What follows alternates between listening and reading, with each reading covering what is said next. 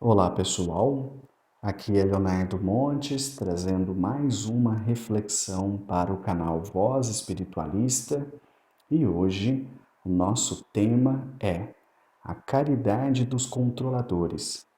Se você ainda não está inscrito em nosso canal, se inscreva, ative o sininho de notificações e nos ajude compartilhando para que mais pessoas tenham acesso a esse conteúdo, beleza?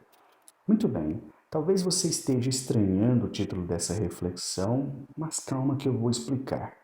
E para que eu possa fazer isso da maneira que considero adequada, eu vou ter que contar para vocês um pouquinho da minha história. Só que antes disso, deixa eu fazer uma pergunta para você. Você segue a gente lá no Instagram? Pois é, tem um Instagram, é só você digitar lá Voz Espiritualista. Eu tenho já uma série de pequenos textos sobre espiritualidade e eu vou começar a compartilhar lá. Então, se você quiser seguir, fica à vontade, ok? Beleza. Vamos lá. Eu nasci numa família pobre, uma família não religiosa, e a primeira experiência que eu tenho no que se refere à religião aconteceu quando eu era criança e alguns dos amigos com quem eu brincava na rua disseram que iam fazer um tal de catecismo, que eu não sabia bem o que era, numa igreja próxima lá de casa. Como boa parte desses amigos foi para lá, eu também queria ir, para ficar junto com eles, para poder participar, para ver o que era isso, mas não gostei. Não me lembro quantas vezes frequentei, mas logo saí fora, não achei aquilo interessante. Quando isso aconteceu, vários desses amiguinhos diziam assim: Léo, você não vai fazer o catecismo? E eu não gostei daquilo. Mas você precisa, porque você tem que crismar, senão você não pode casar na igreja.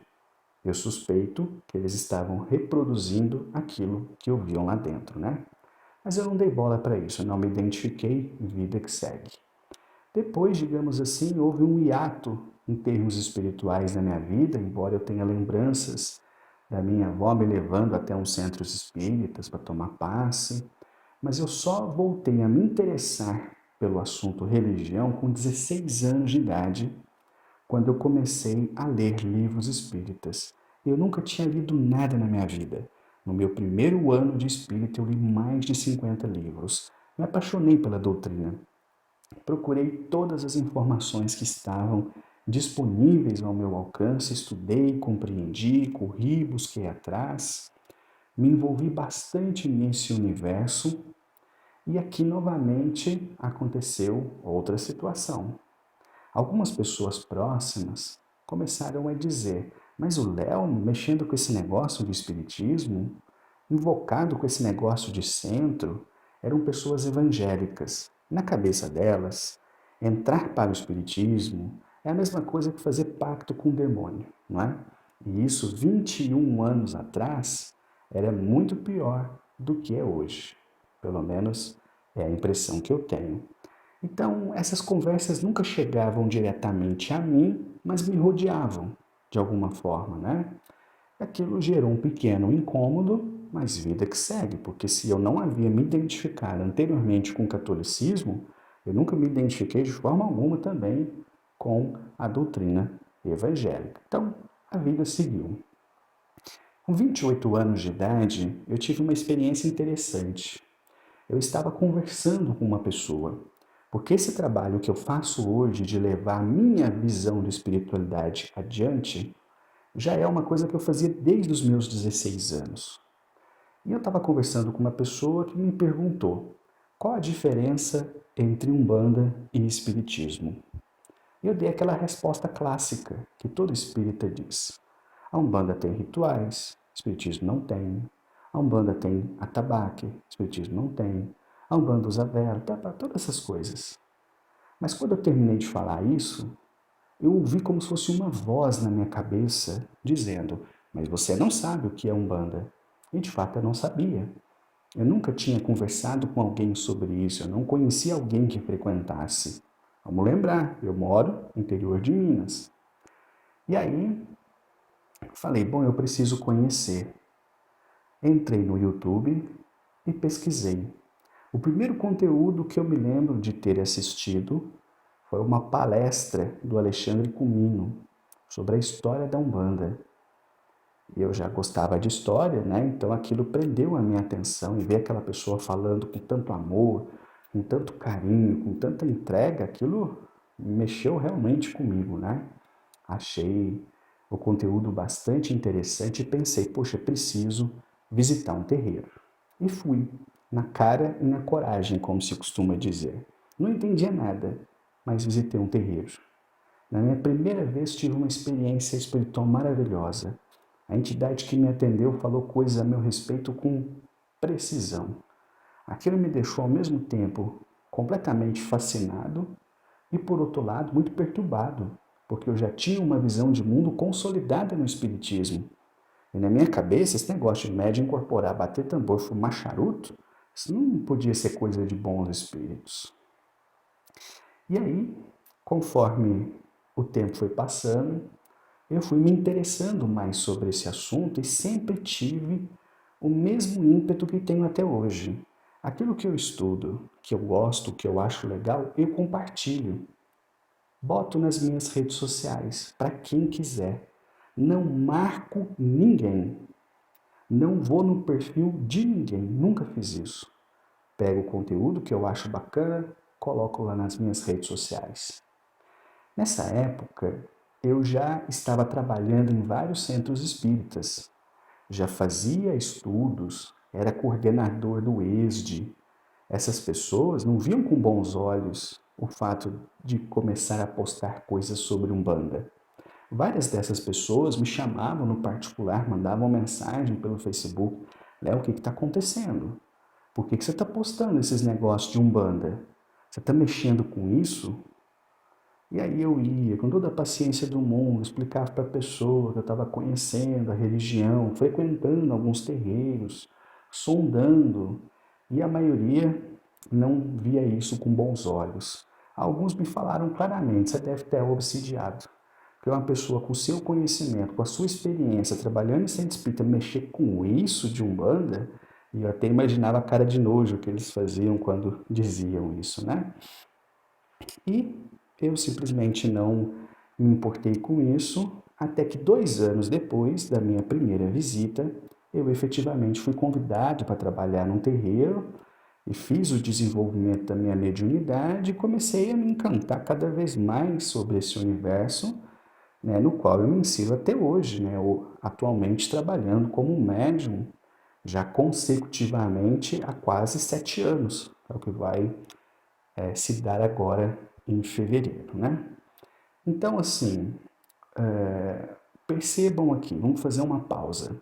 Lá atrás, quando os meus amiguinhos diziam, Léo, mas você não vai fazer catecismo? Você não vai crismar? Você não vai casar? Aquilo, é claro, foi dito por crianças, né? Mas já era o princípio daquilo que eu chamo aqui de controles.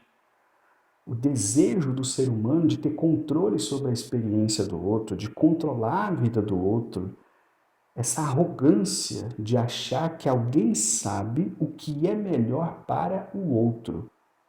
Como a primeira experiência foi infantil, então isso foi vivenciado de forma infantil. Depois, quando eu comecei a me interessar pelo Espiritismo e esses conhecidos evangélicos vinham terrificados com o fato, eles estavam novamente repetindo o mesmo mecanismo de controle, porque na cabeça deles era inadmissível que eu simplesmente fosse para um caminho que eles julgavam tão feio quanto o do Espiritismo. E se eu parasse aqui, todo mundo ia dizer, isso é normal. Muito católico e muito evangélico é bitolado. Pois é, então vamos continuar, né? Depois desses anos todos, eu trabalhando no Espiritismo, fazendo os meus estudos de Umbanda, olha o que aconteceu. Eu fui convidado para fazer um estudo sobre obsessão espiritual num centro espírita. Eu fui, fiz o estudo, todo mundo gostou. Geralmente centro espírita é um público mais velho, né? Então eles chegavam para mim, nossa, você é tão jovem, fazendo um estudo assim tão bacana, pô, vamos marcar um retorno, você volta? Volto. Foi um prazer, realmente foi muito bom estar ali. Terminou o estudo, foi aquela conversa, aquela confraternização gostosa. Até que alguém falou assim, mas então, que centro que você trabalha? E eu falei, pois é, em nenhum. Eu estou frequentando terreiro de Umbanda. A hora que eu falei isso, a rodinha se esfumaçou. As pessoas foram embora quase que por encanto. E quando eu me dei conta, estava ali eu guardando as minhas coisas e o dirigente me olhando com a cara feia, só esperando eu sair do centro para poder fechar. Não preciso dizer que estou esperando até hoje o convite para voltar, né? Então, assim, a reação dessas pessoas, quando descobriram que eu não estava mais trabalhando no Espiritismo e que eu estava desenvolvendo a minha mediunidade na Umbanda, foi a mesma reação de negação e controle que eu vivenciei anteriormente com os evangélicos. Curioso, né? Isso é humano, só mudava a religião. Na cabeça dessas pessoas que me conheceram naquela época, eu devo estar perdido até hoje. Embora eu possa dizer que tenho me encontrado muito, né? Então olha como isso é uma coisa humana, mas espera que a história não acaba aí não. Nesse meio tempo, mais ou menos em 2010, eu assisti um documentário no National Geographic falando sobre uma tal bebida misteriosa da Amazônia chamada ayahuasca. E falava, né, naqueles documentários assim, todo pomposo, né? E aquilo me encantou. Conversei com alguns professores de faculdade que diziam: Deus me livre, não mexe com isso não. Isso é alucinógeno, isso aí vai acabar com seu cérebro, pode fazer você ter uma psicose, não sei o que. Então aquilo me deixava com medo. Eu levei 8 anos consecutivos de estudo até efetivamente ter a coragem de finalmente participar de uma cerimônia, o que só aconteceu em 2018.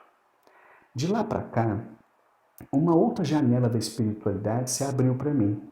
Ao mesmo tempo em que eu me aprofundava nesse universo maravilhoso que a Umbanda me trouxe, desse contato proximal com os espíritos, da vivência da caridade de uma forma simples, que é o que eu tenho feito até hoje. Agora, em fevereiro, se completará 7 anos, né, de trabalho mediúnico constante na minha vida. Ao mesmo tempo em que eu fazia isso, eu comecei a me interessar sobre essa parte do xamanismo, especialmente no que se refere às plantas de poder, às experiências enteógenas. E é o que eu tenho estudado gradativamente nos últimos 4 anos, por assim dizer, né? 3 anos para 4 anos em que eu comecei a estudar sobre esse assunto. Mais recentemente, eu comecei a dar um pouco mais de ênfase a esse campo, seja aqui nas reflexões, seja postando coisa no meu perfil, escrevendo alguns textos e, novamente, a surpresa. Aqueles umbandistas, amigos e conhecidos se escandalizam com esse tipo de coisa. Mas você mexendo com isso, Léo, você está saindo do caminho. Ah, eu estou saindo do caminho desde que eu era criança. Então, assim, é incrível como o ser humano tem esse desejo, essa arrogância, essa prepotência de querer controlar a vida do outro, querer controlar a religiosidade do outro. E isso é uma coisa que a gente percebe no comportamento humano.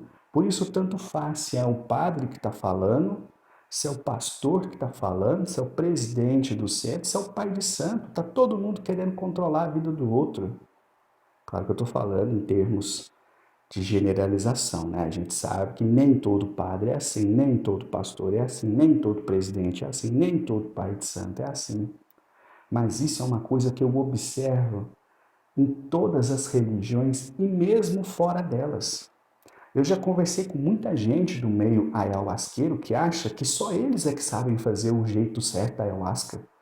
A ayahuasca deles é a verdadeira. Eles é que sabem como é que tem que ser a cerimônia correta. Os outros todos estão errados. Se não for do jeito deles, não serve.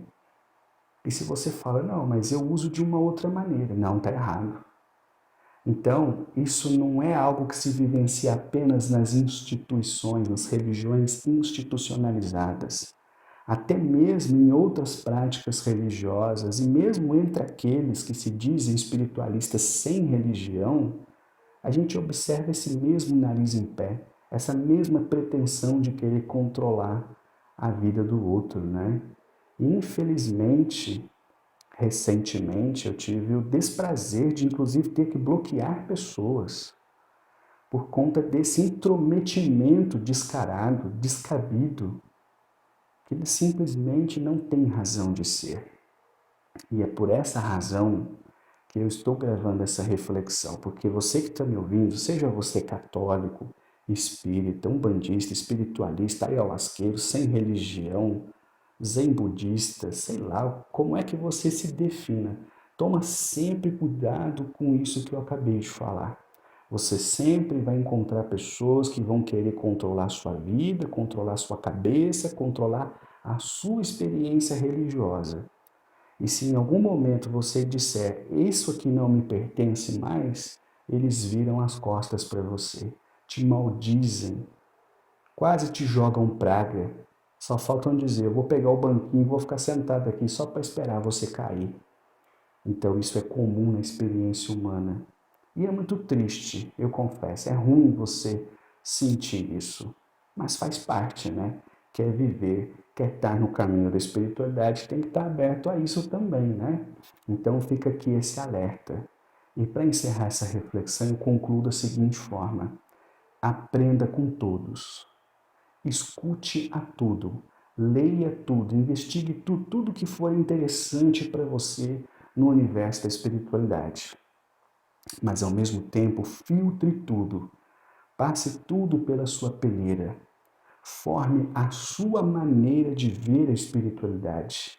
E não caia no papo dessas pessoas, que tem sempre alguém achando que sabe o segredo da vida, o segredo do sucesso, o segredo da felicidade, mas o que ele quer realmente é ter controle sobre a sua cabeça.